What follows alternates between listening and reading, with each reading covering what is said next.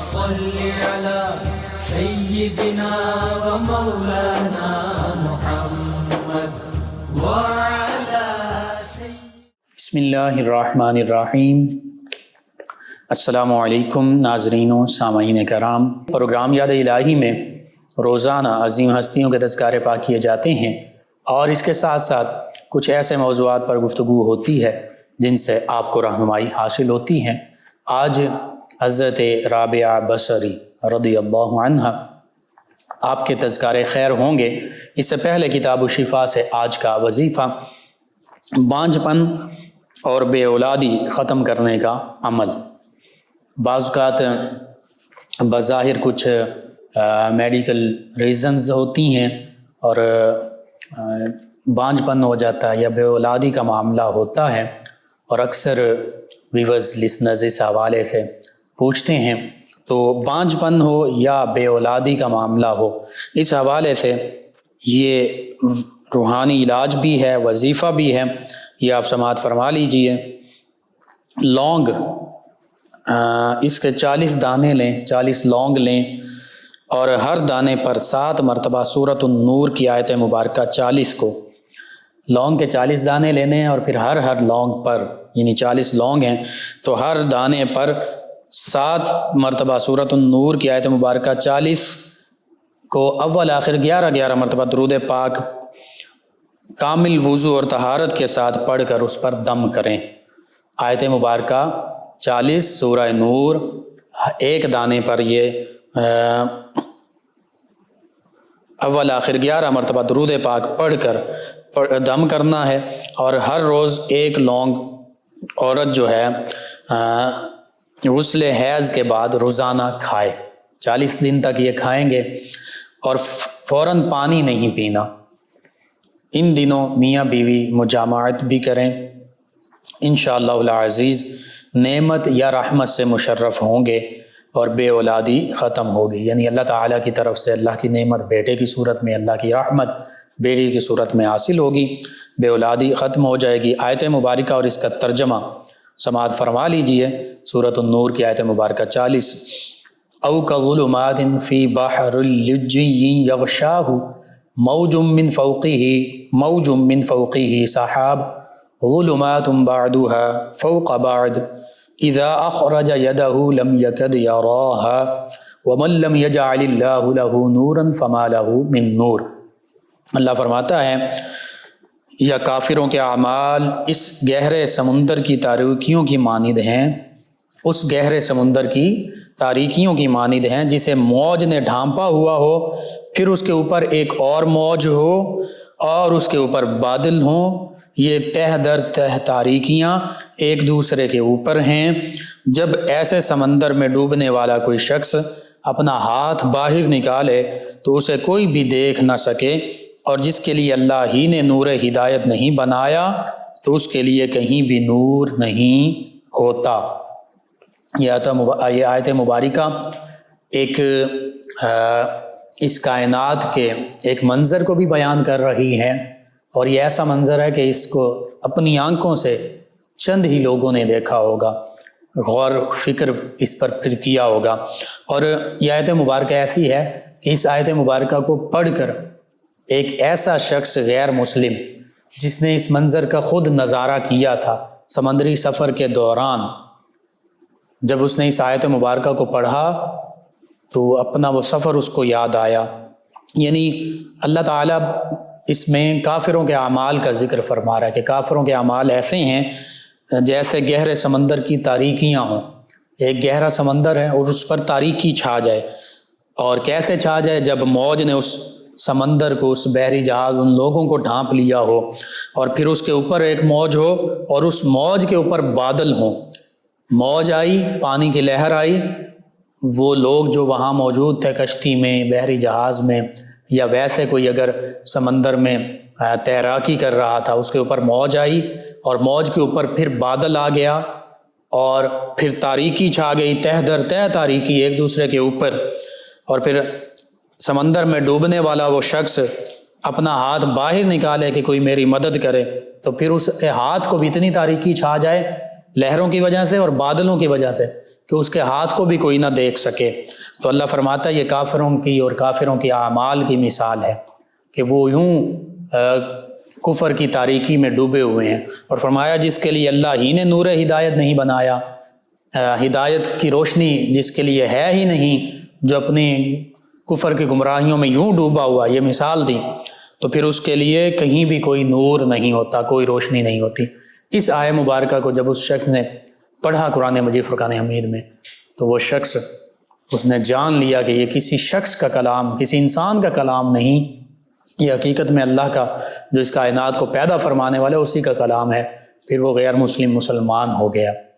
یہ اللہ کا جو قرآن ہے، جو آقا کریم صلی اللہ علیہ وآلہ وسلم پر نازل ہوا، اس کے معجزات ہیں کہ اسے سن کر اس پر غور و فکر کر کے غیر مسلم مسلمان ہو جاتے ہیں۔ تو پھر اسلام کی ساری تعلیمات، قرآن مجید فرقان حمید کی ساری تعلیمات کی برکتیں کیا ہوں گی یہ ہم سمجھ ہی نہیں سکتے۔ بس ہمارا عمل یہ ہونا چاہیے کہ ہم قرآن مجید فرقان حمید کو پڑھیں بھی اور اس پر عمل بھی کریں۔ اس سے جہاں ہم ظاہری جسمانی شفا حاصل کر رہے ہوتے ہیں، وہیں پر اپنے قلوب و اذہان کو جلا بخشیں۔ اسی طرح ہم اپنی پوری زندگی پر قرآن مجید فرقان حمید کی تعلیمات کو منطبق کر لیں، یعنی قرآنی تعلیمات اسلام کی تعلیمات ہی کے مطابق گزارنا شروع کر دیں، تو پھر دیکھیے کیسی ہمیں دین و دنیا آخرت کی بھلائیاں اور شفائیں حاصل ہوتی ہیں۔ وَنُنَزِّلُ مِنَ الْقُرْآنِ مَا هُوَ شِفَاءٌ وَرَحْمَةٌ لِّلْمُؤْمِنِينَ وَلَا يَزِيدُ الظَّالِمِينَ إِلَّا خَسَارًا۔ اللہ فرماتا ہے یہ قرآن مجید فرقان حمید تو وہ کتاب ہے جس میں شفا ہی شفا ہے، لیکن ہے کن کے لیے؟ مومنین کے لیے، اور رحمت ہی رحمت ہے، لیکن ہے مومنین کے لیے، ایمان والوں کے لیے۔ اور آگے فرما دے وَلَا يَزِيدُ الظَّالِمِينَ إِلَّا خَسَارًا، ہاں ظالموں کے لیے اس میں گھاٹا ہی گھاٹا۔ اللہ تعالیٰ ظالموں کے لیے گھاٹا بڑھاتا ہے۔ ظالم سے یہاں پر مراد تکبر کرنے والے بھی ہیں، تکبر کر کے بھی، اور بالخصوص یہاں پر ظالموں سے مراد کافر ہیں۔ بہرحال یہ آیت مبارکہ جس طریقے سے میں نے عرض کیا، یہ بانجھ پن اور بے اولادی کے ختم کرنے کا روحانی علاج بھی ہے، عمل بھی ہے۔ اس کو کیجیے، اگر آپ کو ضرورت ہے اپنے معمول کا حصہ بنائیے، اپنے ارد گرد آپ کے رشتہ دار ہوں، دوست احباب پڑوسی محلے دار، کسی بھی مسلمان بہن بھائی کو ضرورت ہے اس تک پہنچائیے، امت مسلمہ تک پہنچائیے۔ انشاءاللہ میرے آپ کے ہمارے بتانے سے اگر امت مسلمہ میں سے ہمارے کسی بھی مسلمان بہن بھائی، کسی مسلمان فرد کا فائدہ ہوتا ہے تو انشاءاللہ یہ ہمارے لیے بھی دین و دنیا آخرت میں بھلائی، فائدے اور نجات کا باعث ہوگا۔ اللہ سبحانہ و تعالیٰ سے دعا ہے اللہ تعالیٰ مجھے آپ کو ہم سب کو آسانیاں عطا فرمائے، آسانیاں بانٹنے والا بنائے اور مشکلات سے حفاظت فرمائے، آمین۔ جی ناظرین و سامعین، حضرت رابعہ بصری رحمۃ اللہ تعالی علیہا ورضی اللہ عنہا، آپ کا شمار تبع تابعین میں تو خاص طور پر ہوتا ہے، یعنی ان ہستیوں کی آپ نے زیارت بھی کی اور ان سے فیوز و برکات بھی حاصل کیے جنہوں نے براہ راست صحابہ کرام علیہم الرضوان سے قرآن و سنت کا علم اخذ کیا، تزکیہ باطن کیا، بالخصوص سیدنا حسن بصری رضی اللہ عنہ ورحمۃ اللہ تعالی علیہ۔ ان سے سیدہ رابعہ بصری رضی اللہ عنہا نے فیوز و برکات حاصل کیے، ظاہری تعلیم بھی حاصل کی، قرآن و سنت کی، اور تزکیہ باطن بھی کیا۔ تصوف کے حوالے سے، طریقت کے حوالے سے، معرفت اور حقیقت کے حوالے سے، جس کو احسان بھی کہا گیا حدیث مبارکہ میں، جس کو قرآن مجید فرقان حمید میں تزکیہ بھی کہا گیا، اس حوالے سے بہت سی ہستیوں کا ذکر ہمیں ملتا ہے، لیکن اکثر وہ ہستیاں جو ہیں وہ مرد ہیں۔ خواتین میں صحابیات رضی اللہ عنہن، امہات المؤمنین رضی اللہ عنہن، اہل بیت کرام علیہم الرضوان کی مقدس خواتین رضی اللہ عنہن، ان کے بعد تابعین اور تبع تابعین میں جو نمایاں اور امتیازی ایک ہمیں نام ملتا ہے وہ حضرت سیدہ رابعہ بصری رضی اللہ عنہا آپ کا ہمیں ملتا ہے۔ اور نبی کریم صلی اللہ علیہ وآلہ وسلم کے طریقے پر عمل پیرا ہونے والی ہستی، قرآن و سنت کا علم حاصل کرنے والی اور پھر آگے امت تک پہنچانے والی ہستی، اور زہد و تقوی کی حامل، اللہ پر مکمل توکل اور یقین رکھنے والی ہستی، صبر و تسلیم و رضا کی حامل ہستی، اور اللہ تعالیٰ کی طرف سے جو مشکلات و مصائب آئیں ان پر صبر و تحمل کا اظہار کرنے والی ہستی، یہ ہمیں تبع تابعین میں سیدہ رابعہ بصری رضی اللہ عنہا یہ نظر آتی ہیں۔ اور آپ کا اگر خاندانی پس منظر دیکھا جائے تو آپ کے والدین وہ بھی والد گرامی شیخ اسماعیل رحمۃ اللہ تعالی علیہ، وہ صحابہ کرام علیہم رضوان کی بھی زیارت کرنے والے ہیں، بہت متوکل تھے، عبادت گزار تھے، زہد و تقوی کا وہ بھی پیکر تھے، اور گھر میں بظاہر اسرت تھی، تنگی تھی، غربت تھی، لیکن صبر و شکر کرنے والے یہ لوگ تھے، ان کے والدین بھی اور یہ خود بھی۔ 95 ہجری روایات کے مطابق ان کی ولادت باسعادت ہوتی ہے بصرہ میں، اور بصرہ جو ہے یہ عراق کا شہر ہے۔ سیدنا عمر فاروق اعظم رضی اللہ عنہ نے بالخصوص اس کو بسایا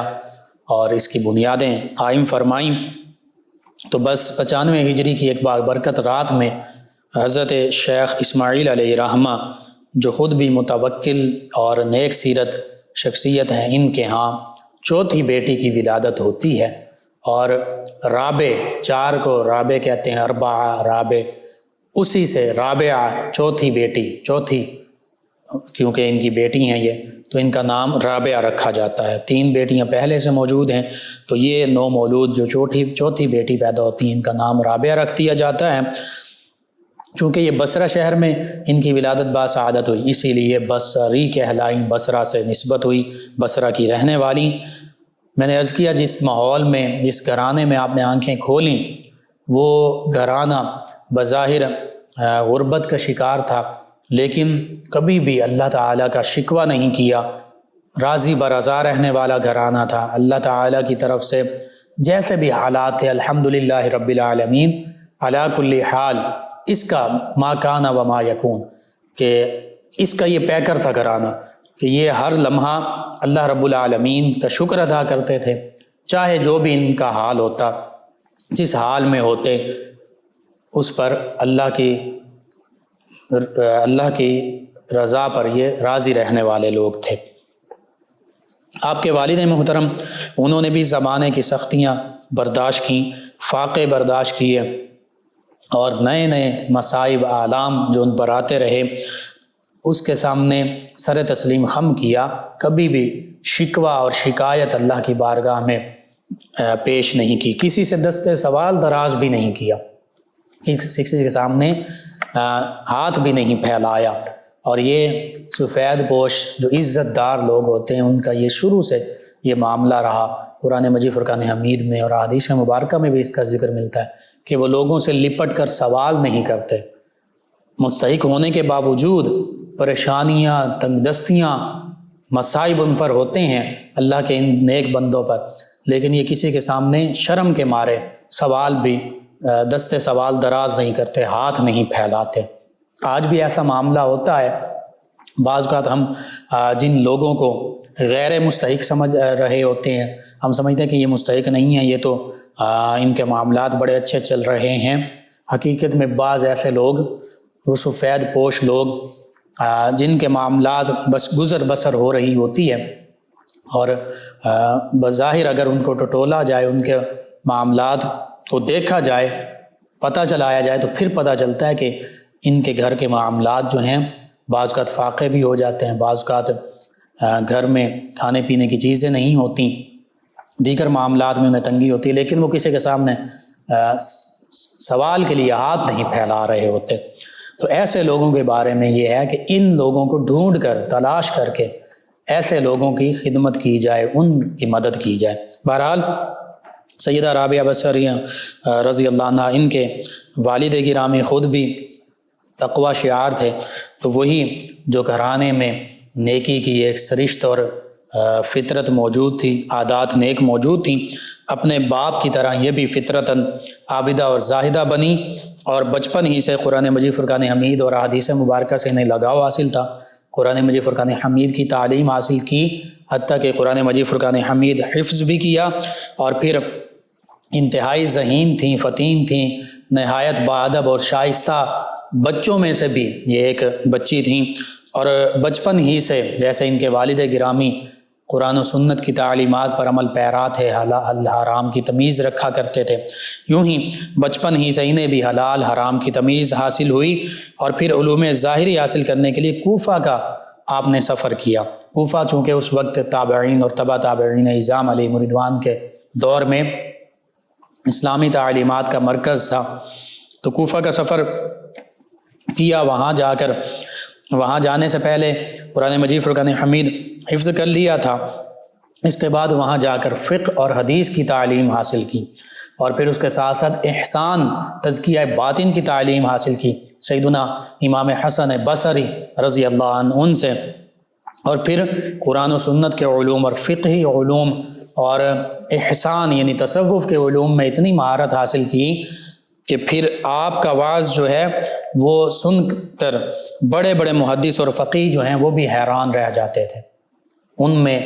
امام سفیان ثوری رحمۃ اللہ تعالی علیہ، ان جیسی بڑی بڑی ہستیاں شامل ہیں۔ یہ امام سفیان ثوری رحمۃ اللہ تعالی علیہ محدث بھی تھے، فقیہ بھی تھے، اور اس کے ساتھ ساتھ یہ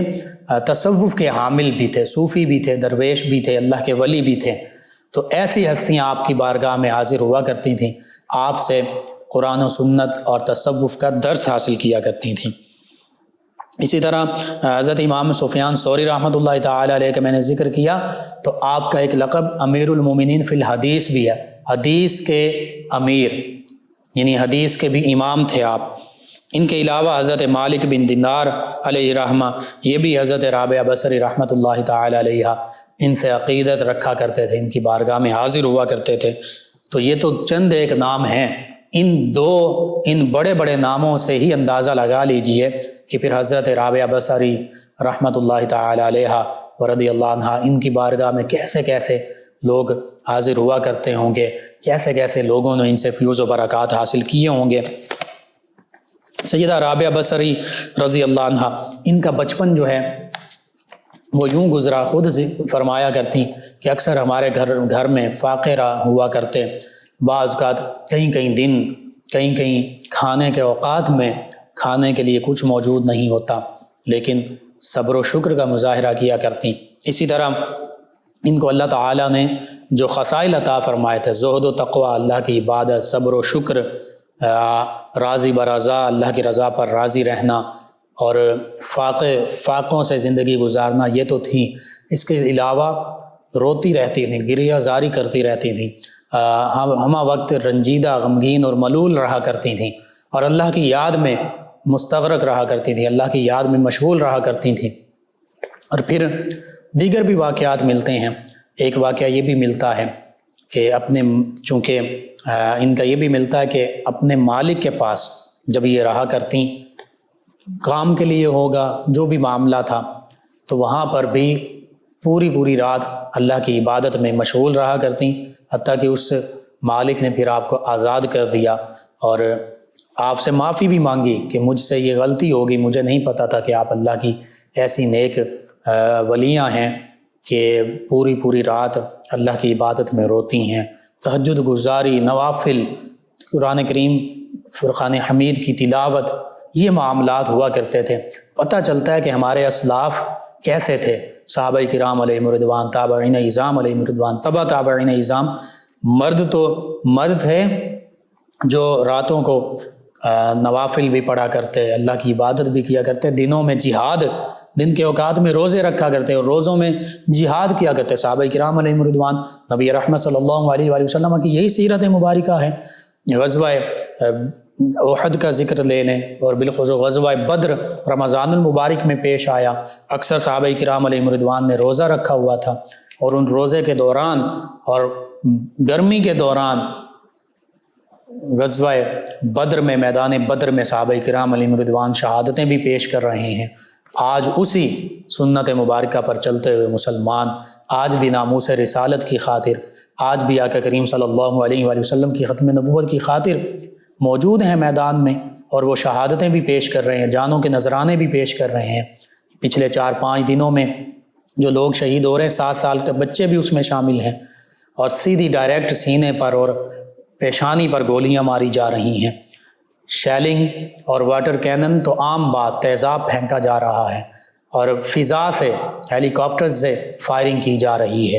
اور نوجوانوں کو کوئی تخصیص نہیں ہے کہ کوئی بچہ ہے، نوجوان ہے، بوڑھا ہے، ہر عمر کے لوگ وہاں شہادتیں پیش کر رہے ہیں۔ 40 سے زیادہ مسلمان جو صرف اور صرف اللہ کے نبی صلی اللہ علیہ وآلہ وسلم کا نام لینے والے ہیں، ان کو شہید کیا جا رہا ہے، اور کہیں اس کا ذکر نہیں ہے، کسی میڈیا پر اس کا ذکر نہیں ہے۔ یہ صحابہ کرام علیہم رضوان کی سنت کی پیروی، یہ اہل بیت کرام علیہم رضوان کے رستے پر چلنے والے لوگ ہیں۔ ہم نبی کریم صلی اللہ علیہ وآلہ وسلم کا ذکر پاک کرتے ہیں، صحابہ کرام علیہم رضوان کا ذکر پاک کرتے ہیں، اہل بیت کرام علیہم رضوان کا ذکر پاک کرتے ہیں۔ کیا اس لیے کرتے ہیں؟ اور ان کا نام نامی اس میں گرامی اس لیے لیا جاتا ہے کہ ہمیں ڈائریکٹ ان عظیم ہستیوں کا نام لینے والوں پر ڈائریکٹ گولیاں چلا دی جائیں اور اسرائیلی ساختہ ہینڈ گرنیڈ پھینکے جائیں؟ یہ سوچنے کی بات ہے۔ زبانی کلامی دعوے ہم کرتے ہیں، ہم محبت کے بھی دعوے کرنے والے ہیں، لیکن حقیقت یہ ہے کہ نبی کریم صلی اللہ علیہ وآلہ وسلم کے نام نامی اس میں گرامی پر اور ناموس رسالت اور ختم نبوت پر قربان ہونے والے لوگ وہ حقیقت میں حقیقی ایمان کے حامل لوگ ہیں۔ سیدہ رابعہ بصریہ رضی اللہ عنہا، آپ کا تو یہ معمول تھا کہ آپ ایک ہاتھ میں مشعل ہے، آگ کا الاؤ ہے، ایک ہاتھ میں پانی کی بالٹی ہے، اور اللہ کی محبت میں آپ مجذوب ہو چکی تھیں، دیوانی ہو چکی تھیں اللہ کی محبت میں۔ مجذوب کا معنی یہ ہوتا ہے جو اللہ کی محبت میں پاگل ہو جائے، پھر اسے دنیا و ما فیہا کی خبر ہی نہ ہو، اسے پتہ ہی نہ ہو میرے ارد گرد کیا ہو رہا ہے۔ ایک عام دنیا کے پاگل ہوتے ہیں، یہ اللہ کی محبت میں پاگل لوگ ہوتے ہیں، دیوانے لوگ ہوتے ہیں۔ جیسے اللہ کے پیارے حبیب صلی اللہ علیہ وآلہ وسلم فرمایا کہ اللہ کو یوں یاد کرو، یوں اللہ کا ذکر کرو کہ وَقَالُوا مَجْنُونٌ، وہ تمہیں مجنوں کہنے لگیں، وہ تمہیں دیوانہ پاگل کہنے لگیں۔ اللہ اور اس کے رسول صلی اللہ علیہ وآلہ وسلم اور اللہ کے حبیب صلی اللہ علیہ وسلم کا ذکر، یہ بھی اللہ کا ذکر ہے۔ حدیث مبارکہ میں ہے ذکر کا ذکر، اللہ فرماتا ہے میرے حبیب صلی اللہ علیہ وآلہ وسلم میں نے آپ کے ذکر کو بھی اپنا ذکر بنا دیا۔ تو اللہ کے حبیب صلی اللہ علیہ وآلہ وسلم کا جو ذکر کر رہے ہیں، جو نام لے رہے ہیں، وہ بھی اللہ کا ذکر ہے۔ تو وہ کیسے کیا جائے؟ اللہ کے پیارے حبیب صلی اللہ علیہ وآلہ وسلم فرما دیا، یوں اللہ کے حبیب کو یاد کرو کہ لوگ تمہیں دیوانہ، پاگل، مجنوں کہیں۔ یہ محبت ہے، اور یہ اسی مجذوبیت کا عالم میں سیدہ رابعہ بصریہ رضی اللہ عنہا، ایک ہاتھ میں آگ کا الاؤ ہے، دوسرے ہاتھ میں پانی کی بالٹی ہے، جا رہی ہیں۔ لوگوں نے پوچھا کہ رابعہ یہ کیا معاملہ ہے؟ تو کہنے لگیں اس محبت اور وارفتگی میں کہ میں یہ آگ سے جنت جو ہے اس کو آگ لگانے جا رہی ہوں تاکہ لوگ جنت کے لالچ میں عبادت نہ کریں، اور جہنم کی آگ کو بجھانے جا رہی ہوں تاکہ لوگ جہنم کے خوف سے اللہ کی عبادت نہ کریں بلکہ اللہ کی محبت کے لیے، اللہ کو راضی کرنے کے لیے عبادت کریں۔ اسی طرح ایک موقع پر کسی نے سر پر پٹی باندھی، سر میں درد کی شدت کی وجہ سے۔ تو آپ نے پوچھا یہ کیا ہے؟ تو اس نے کہا کہ میرے سر میں درد ہے اس لیے پٹی باندھ لی۔ تو آپ نے فرمایا اللہ کی طرف سے جب تمہیں نعمتیں حاصل تھیں، تم صحت مند تھے، تو اس وقت تو اللہ کی شکر میں تو تمہیں نے پٹی نہیں باندھی، لیکن اللہ کے شکوے اور شکایت میں کہ مجھے سر میں درد ہو رہا ہے، اب تم نے سر پر پٹی باندھ لی ہے۔ تو یہ اللہ کی محبت میں وارفتہ لوگوں کا یہ حال ہوا کرتا تھا، یہ ان کی کیفیات، ان کے جذبات ہوا کرتے تھے کہ وہ ان عام جو ہمارے عام معاملات ہوتے ہیں جس میں ہم صرف اور صرف حقیقت یہ ہے کہ ہم عبادت کر رہے ہوتے ہیں، بعض اوقات لوگوں کو دکھانے کے لیے، بعض اوقات جنت کی طلب میں، بعض اوقات جہنم سے بچنے کے لیے، لیکن اصل عبادت یہ ہے، اور اصل مسلمان کی زندگی یہ ہے کہ وہ صرف اور صرف اللہ کی رضا کے لیے گزرے، وہ اللہ کی محبت کے لیے ہو، جنت کے لالچ میں نہ ہو، دوزخ کے ڈر سے نہ ہو، بلکہ اللہ نے ہمیں پیدا کیا ہے سب سے زیادہ ہماری محبت اپنے خالق کے ساتھ ہونی چاہیے، پھر جس ہستی کے تصدق سے اس کائنات کو پیدا فرمایا گیا اس ہستی کے ساتھ یعنی آقا کریم صلی اللہ علیہ وآلہ وسلم کے ساتھ ہماری سب سے زیادہ محبت ہونی چاہیے۔ لیکن ہم نے عبادت کو بھی، ہم نے اسلام کو بھی ریاکاری بنا دیا، تجارت کا ذریعہ بنا دیا۔ ہم اسلام کا نام لے کر کماتے ہیں، ہم اسلام کا نام اپنے معاملات کے لیے تو لے رہے ہوتے ہیں، لیکن جہاں حقیقی اسلام کی تعلیمات کو اپنانے کی ضرورت ہوتی ہے اور اللہ کے حبیب صلی اللہ علیہ وآلہ وسلم کے نام کی خاطر، اسلام کی خاطر آگے آنے کی ضرورت ہوتی ہے، وہاں ہم نظر ہی نہیں آتے۔ بہرحال سیدہ رابعہ بصریہ رضی اللہ عنہا آپ نے یہ بھی فرمایا، آپ کا یہ واقعہ جو میں نے عرض کیا اسی حوالے سے کہ آپ فرماتی ہیں کہ اگر جنت اور دوزخ نہ ہوتی تو پھر کیا اس کی عبادت نہ کی جاتی؟ فرمایا کہ ہاں، اگر جنت اور دوزخ نہ بھی ہوتی پھر بھی اللہ کی عبادت کی جاتی، اس کی رضا اور اس کی محبت کی خاطر۔ اللہم صلی علی سیدنا و مولانا محمد وعلی سیدنا۔ آپ سماعت فرما رہے ہیں پروگرام یاد الہی۔ ناظرین و سامعین، سیدہ رابعہ بصری رحمۃ اللہ تعالی علیہا، جنہوں نے پوری زندگی بظاہر فقر و فاقہ میں گزاری، لیکن تمام اللہ تعالیٰ کی طرف سے آنے والے مصائب کو صبر و شکر سے برداشت بھی کیا اور صبر و تحمل کا مظاہرہ کیا، آج ہمارے مسلمانوں کے لیے اس میں درس موجود ہے، چاہے مسلمان مرد ہیں خواتین ہیں، کہ آج ہم پر تھوڑی سی کوئی پریشانی کوئی مصیبت آتی ہے، ہم شور کرنے لگ پڑتے ہیں، واویلا مچانے لگ پڑتے ہیں، اور بالخصوص گھروں میں بھی یہ معاملات ہوتے ہیں۔ خواتین اسلام کے لیے، مردوں کے لیے ان عظیم ہستیوں کی سیرتوں میں یہی سبق موجود ہے کہ اللہ سے محبت کی جائے، اللہ کے حبیب صلی اللہ علیہ وآلہ وسلم سے محبت کی جائے، حتیٰ کہ اس میں جیسے بھی حالات پیش آ جائیں ان پر صبر و تحمل کا مظاہرہ کیا جائے، جزا فضا نہ کی جائے اور اللہ کی رضا پر راضی رہا جائے۔ سیدہ رابعہ بصری رضی اللہ عنہا آپ نے 1 سے زائد حج بھی کیے، اور اس کے علاوہ جب آپ کا وصال کا وقت آیا تو بہت زیادہ کمزوری، ناتوانی آپ پر تھی، روتی تھیں، گریہ طاری تھا، دعا اللہ کی بارگاہ میں کر رہی تھیں اور عرض کرتی تھیں کہ اللہ مجھے جو مرض لاحق ہے اس کا علاج کسی طبیب کے پاس نہیں ہے، اس لیے مجھے تو اپنی بارگاہ میں بلا لے۔ اس آخری ہفتے میں آپ کے وصال سے پہلے تھوڑا سا آپ کھانا کھاتی تھیں، زیادہ وقت جو ہے گوشہ تنہائی میں، ذکر الہی میں، یاد الہی میں، اللہ کی یاد میں مصروف رہتی تھیں، اور پھر آپ نے اپنے کفن کا پہلے سے انتظام کر رکھا تھا۔ جب آپ کی روح قفس عنصری سے نکلی، پرواز کی، تو کلمہ شہادت آپ کی زبان پر جاری تھا۔ آپ کی تجہیز و تکفین بصرہ میں ہی کی گئی اور بصرہ میں ہی آپ کو سپرد خاک کیا گیا۔ وہیں 185 ہجری میں آپ کا وصال ہوا۔ آج بھی آپ کا مزار مبارکہ مرجع خلائق ہے، مسلمان وہاں حاضر ہوتے ہیں، فیوز و برکات پاتے ہیں۔ آپ کی زندگی سے ہمیں یہ سبق ملتا ہے کہ معرفت الہیہ کے دروازے صرف مردوں ہی کے لیے نہیں بلکہ خواتین کے لیے بھی کھلے ہیں، یعنی جو خواتین اللہ کی یاد میں مشغول ہوں گی، اللہ کی رضا پر راضی ہوں گی، دین اسلام کی تعلیمات پر عمل پیرا ہوں گی، وہ بھی اللہ کی نیک ولیہ بن جائیں گی، اللہ کی محبوب، اللہ کی نیک بندی بن جائیں گی۔ صرف ضرورت اس امر کی ہے کہ تمام عالم اسلام چاہے مرد ہوں یا خواتین، وہ اللہ کے نبی صلی اللہ علیہ وآلہ وسلم، صحابہ کرام، اہل بیت کرام، ان کے نقش قدم پر چلنے والے بن جائیں، تو پھر خواتین بھی اللہ کے نیک بندوں میں شامل ہو سکتی ہیں۔ آپ کے جو تعلیمات ہیں، آپ کے جو اقوال ہیں، ان میں سے چند ایک آپ یہ دعا کیا کرتی تھیں کہ یا اللہ میرا جو حصہ دنیا میں ہو اسے تو اپنے دشمنوں کو دے دے، اور جو میرا حصہ آخرت میں ہے وہ اپنے دوستوں کو دے دے، اور میرے لیے تو ہی کافی ہے۔ کتنی پیاری خوبصورت دعا ہے۔ پھر آپ فرماتی ہیں کہ جب بندہ نعمت پر شکر ادا کرتا ہے اور مصیبت پر بھی شکر ادا کرتا ہے تو اللہ تعالیٰ اپنے اس بندے سے راضی ہو جاتا ہے، اور جس سے اللہ راضی ہوتا ہے اس کی پھر رضا کا مقام، اللہ کی رضا کا مقام بندے کے لیے وہ جنت ہے۔ اور آپ فرماتی تھی میں اس بات سے ڈرتی ہوں کہ مرنے کے وقت اللہ تعالیٰ یہ نہ فرما دے کہ تو ہماری بارگاہ کے لائق ہی نہیں۔ اور آپ فرماتی ہیں کہ اللہ تعالیٰ سے قناعت پسند دل مانگو، دل ایسا مانگو جو اللہ کی